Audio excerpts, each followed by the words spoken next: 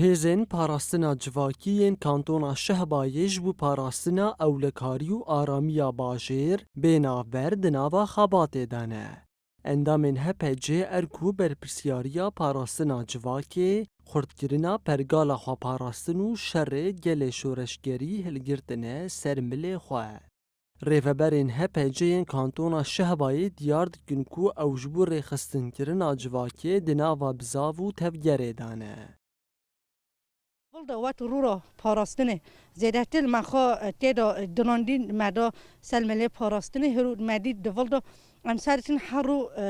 hûp û tivindê dizmin dîsa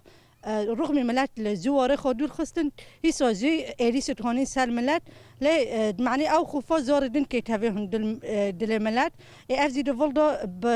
aliyê parastinê da di aliyê serê derî sûrezdarî da sawa zêdetir em millet bitin xwedî sûrezdariyê tî زیراتر ام دتهون نافدل زیارتن ما دروپن زبور روسن اول توارن آماده تلن لهم بری تکنیکی دزمن سواز زیراتر ما خود ول دوباره خز دملیزندو. هر وها اندامین HPC دانزانین کو جهر تشتی زیدتر پیوستی آجواکی بخوردگیرنا رحی شرگل شورشگری هیا. یعنی ارکیمه اما که حواله جنی پاراستنی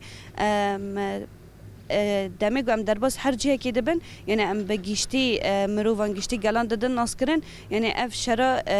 پیوست واره سکناندن پیوست دشمن نگینه و هدفه پیوست ام هر تم پی گاوه خوابن پی مافه خوابن لا توعیه دکن پرورده ددن انو تهدی مثلا پرد او چه دبی تهدی سر مداتین دین کرن چه دبی مثلا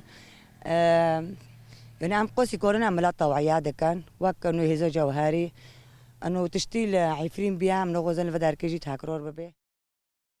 هێزên parastina civakî yan jî cewherî ji destpêka şoreşa nostehê tîrmehê hatiye damastrandin û di çarçoveya şerê gelê şoreşgerî de civakê diparêze û perwerde dike.